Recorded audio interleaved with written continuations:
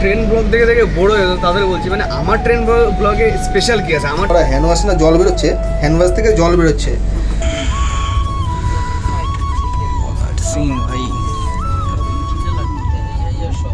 মানে এটা আমাদের স্পেশাল ট্রেন তো, সব জায়গায় দাঁড়া আছে, যেখানে দাঁড়ানোর কথা না সেখানেও দাঁড়িয়ে যাচ্ছে। পালের ট্রেন মারা এটা।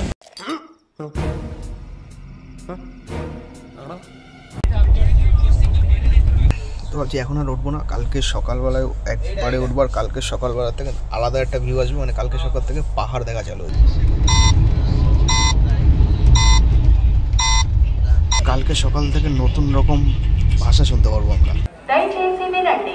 రైలు number 200810 Nanded Sambalpur Nagavali super fast express 5 number platform పై ఉన్నది। কি বলে? তো মহা মুশকিল ভাই। আচ্ছা, এটার ভিতরে আছে খাওয়া দাওয়ার কিছু? আর আমি যেখানটা আছি সেটা এখন ট্রেনের বাথরুমের ভিতরে, ঠিক আছে? বাথরুমের মধ্যে গেলে এই যে বাথরুম, এটা হচ্ছে নর্মাল বাথরুম যেটা, ঠিক আছে? তো বাথরুমও মানে মিস্ত্রি গন্ধ টাইপের, এটা মানে বাজে হতো, বিশাল গন্ধ একটা বাথরুমের মধ্যে। আর এটা কি সেন্সারের কাজ করে নাকি? এটা কী কাজ করে আমি বুঝতে পারছি না। আচ্ছা আচ্ছা আচ্ছা আচ্ছা বুঝলাম, ফ্ল্যাশের কাজ করে। এটা আমার এই সুইচটা মারলে আমি ভাবছি যে ধরো ট্রেন চলছে, বাথরুমে বসলাম আর ট্রেনটা ঘুরছে, নড়ছে এইভাবে, তখন বাথরুম করতে গেলে কিরকম অবস্থা হবে বলুন? তাহলে আর এটা হচ্ছে ওয়েস্টার্ন টয়লেট, ঠিক আছে? এটা মোটামুটি ঠিকঠাক আছে, মানে পরিষ্কার নেই ভাই। আর যাই হোক, ট্রেনটার মধ্যে বাথরুমটা একটু পরিষ্কার করা দরকার ছিল। ট্রেনের বাথরুমের মধ্যে কোনো পরিষ্কার পরিচ্ছন্ন কিছু দেখতে পাচ্ছি না। ঠিক আছে, এটা ঠিক আছে। হ্যান্ড ওয়াশ আছে তো, বড় হ্যান্ড ওয়াশ না জল বেরোচ্ছে, হ্যান্ড ওয়াশ থেকে জল বেরোচ্ছে, হ্যান্ড ওয়াশ থেকে জল বেরোচ্ছে, ঠিক আছে? মানে ভালো টয়লেট। এখানে টিস্যু পেপার নেই। দেখাবো না, টিকিট দেখাবো না। গাড়ি লেটে চালো কেন? গাড়ি লেটে ছাড়ছো কেন? কত ঘন্টা লেট হচ্ছে তুমি বলো? হ্যাঁ, কত ঘন্টা লেট? তোমার প্রবলেম কি হচ্ছে সেটা বলো। ওই প্রবলেম ওই যে তোমার 3 ঘন্টা লেটে চাললো। 3 ঘন্টা লেট? হ্যাঁ, আমার ওইখানে হসপিটালে যেতে সমস্যা। হ্যাঁ, রাত্র হয়ে গেল। হ্যাঁ, ওইখানে আমার একটা সমস্যা হইতে পারে, এই প্রবলেম। আচ্ছা ঠিক আছে, তোমার কমপ্লেন ইন্ডিয়ান রেলওয়ের কাছে চলে যাবে, তুমি চিন্তা করো না। দুটো চার্জার পয়েন্ট আছে, এই একটা আর এটা, দুটো চার্জার পয়েন্ট। আর সামনে আয়না রয়েছে, আয়নাটা নামিয়ে আসলে হতো। সমস্যা নেই, বাড়ি মনে কর বাড়ি। হ্যাঁ, বাড়ির মতন, অসুবিধা নেই। শোয়া বয়ে দাদু তো হলে শুয়ে যাচ্ছে, খাওয়া দাওয়া টয়লেট সবকিছুই আছে। শুধু প্রবলেম একটু গন্ধ রয়েছে দাদু, বিশ্রী গন্ধ। ট্রেন এতটা লেট যে 12:10 ট্রেন 3:28 ছাড়লো এখন। সাঁতরাগাছিতে ট্রেনটা ছাড়লো। আর নেক্সট অফিস হচ্ছে এখন খড়গপুর জংশন।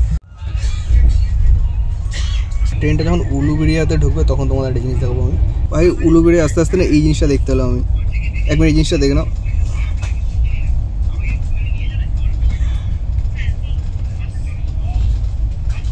এই করে কাটায় দেবো 28 ঘন্টা আমি। এই জিনিস দেখবো, এই জিনিস দেখবো, সাথে তোমাদেরও দেখাবো। আর আমার ভিডিও যদি একটু ভালো লাগে থাকে, যদি একটু ভালো লেগে থাকে তাহলে সাবস্ক্রাইবটা করে দাও আর ভিডিও লাইক করে দেবো। ট্রেন ছাড়ার পর কিছুক্ষণের মধ্যে আমাদের এই বেড কভার আর বালিশ কভার দিয়ে গেল। আর আমিও এখন বসে বসে বালিশ কভারটা লাগাতে লেগে, আর এই বালিশ কভার লাগাতে লাগাতে সামনে একটা নদী চলে আসলাম। আমি বসে বসে দেখছিলাম ভাই, ভিডিওর মজা নিচ্ছিলাম, তোমরাও দেখো।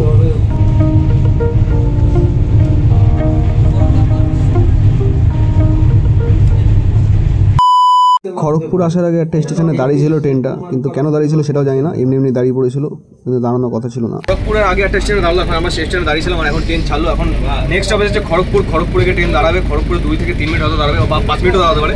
আর খড়গপুর ছাড়ার পর চলে যাবো হচ্ছে আমরা উড়িষ্যাতে ঢুকে যাবো ট্রেনে। এখন খড়গপুর চলেছে, খড়গপুরে নেমে দেখি। তো এখন খড়গপুর স্টেশনে ঢুকে গেছে। এখন ভাবছি একটু নেমে বেরোবো, বাইরে বেরোনোর চেষ্টা করবো। যদি বাইরে বেরোনো যায় তো বেরোবো, নাহলে এখানে দাঁড়াবো।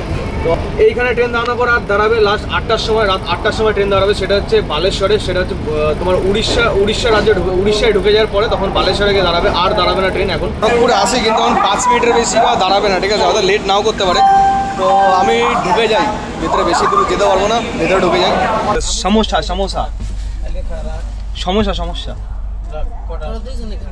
ওই তো আমি যাও, দুটো করে দাও, একটা সিঙ্গার একটা ভেজিটেবল করে।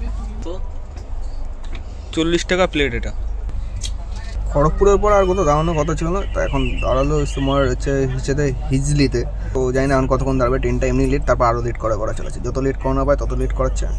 মানে স্পেশাল ট্রেন বলে কথাটা আছে, সাঁতরাগাছি বেঙ্গালুরু স্পেশাল ট্রেন, মানে লেট করার দিক দিয়ে স্পেশাল। তখন 6:30টার সময় শুয়ে পড়েছি আর উঠবো হচ্ছে 8টার সময়। বিকেলের মধ্যে সেই একটা ঘুম দিয়ে ঘুম টুম দেওয়ার পর এখন বাজে 9:16। তো এখন খেয়ে নেবো, কারণ এখন কোথাও একটা ট্রেন দেওয়া হলো, বস্তা না কোথায়, তো বস্তা বাদ দাও। তো এখন গিয়ে একটু খেয়ে নিই। এখন খাবারটা রয়েছে ডিম ভাত, আর সেই বিকেলে অর্ডার দিয়ে দিয়েছিলাম, সেটা চলে এসছে, খাবারটা খেয়ে নিই এখন গিয়ে। খাবার যাই হোক না কেন ভাই, খাবারের প্যাকেজিংটা কিন্তু ভালো ছিল। 10:14, ঠিক আছে। আর এখন বালেশ্বরী স্টেশনে সব এসে পৌঁছলাম। তো ভাবছিলাম নামবো, কিন্তু শুয়ে রয়েছে, এখন আর নাম দিচ্ছে হচ্ছে না। এখানে ভালো আছি, এখান থেকে শুয়ে বালেশ্বর স্টেশন দেখতে পাচ্ছি। ভাবছি এখন আর উঠবো না, কালকে সকালবেলায় একবারে উঠবো। আর কালকে সকালবেলা থেকে আলাদা একটা ভিউ আসবে, মানে কালকে সকাল থেকে পাহাড় দেখা চালু হয়ে যাবে।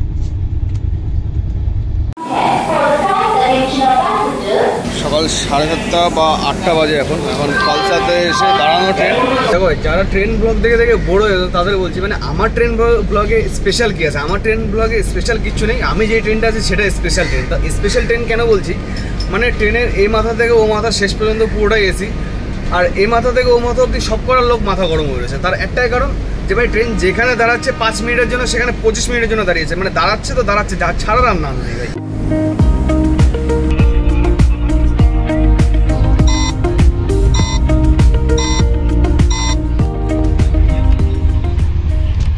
এখন আসছে কাট্টা ভালসা কি একটা জংশন আসছে, তো এখন ভাবছি ওখানটা নেবে একটু দাঁড়াবো। এখন আবার একটা স্টেশনে এসে দাঁড়ালো, কিন্তু ট্রেন দাঁড়ানোর কথা না, মানে এটা আমাদের স্পেশাল ট্রেন, তো সব জায়গায় দাঁড়া আছে, যেখানে দাঁড়ানোর কথা না সেখানেও দাঁড়িয়ে যাচ্ছে। পালের ট্রেন মারা এটা।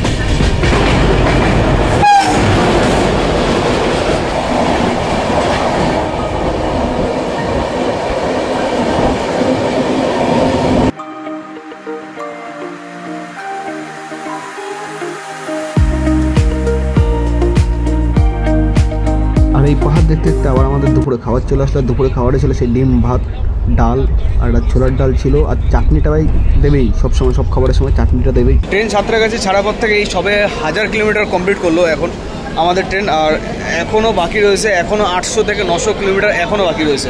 জানি না কতক্ষণে পৌঁছানোর কথা ছিল 4:30টার সময়, পৌঁছতে হয়তো রাত 2টো বেজে যেতে পারে আমাদের। তো ট্রেন এখন দিয়ে কতক্ষণ দাঁড়ায়, একটু স্টেশনে এদিক ওদিক একটু ঘোরাঘুরি করে নিই আমি।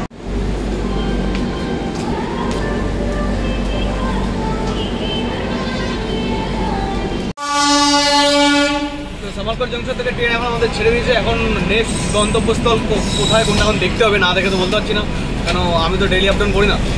তখন দেখতে হবে পরের স্টেশনটা কোনটা, দেখা যায় যদি আবার নামতে হবে নামবো। তো আমার ফোনে এখন বেশি চার্জ নেই, এখন ফোনে চার্জটা দেবো। আর এরপর চা খেতে খেতে একটা আলাদা রকমের ভিউ দেখতে পাচ্ছিলাম, আর আমি একা কেন দেখবো, তোমরাও দেখো আমার সাথে।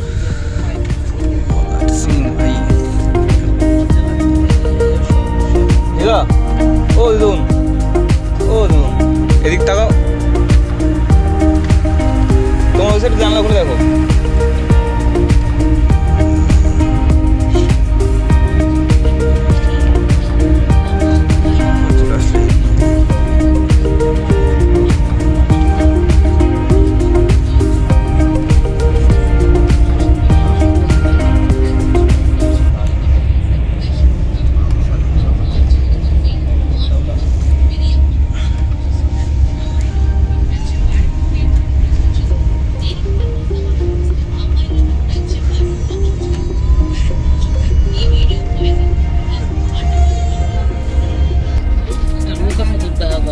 কোনটা?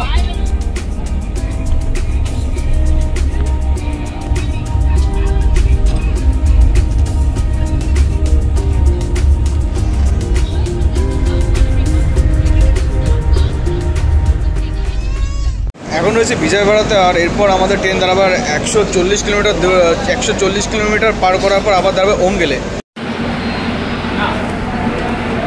আর এখন এই সময় ট্রেনে সবাই ঘুমিয়ে পড়েছে, শুধু আমি একাই জেগে রয়েছি, কারণ আমার এখন নামতে হবে, নামার টাইম চলে এসছে। আর কারণ দাদু ওদেরও জাগাতে হবে, জাগানোর পর ব্যাগ ট্যাগ গোছাতে হবে। আর ভাই আজকের ভিডিওটা এখানেই শেষ করছি। ভিডিওর কিছু পার্ট রয়েছে যেটা পরের ভিডিওতে আমি দেবো, আর তোমরা যাও চ্যানেলটাকে সাবস্ক্রাইব করে নাও। তো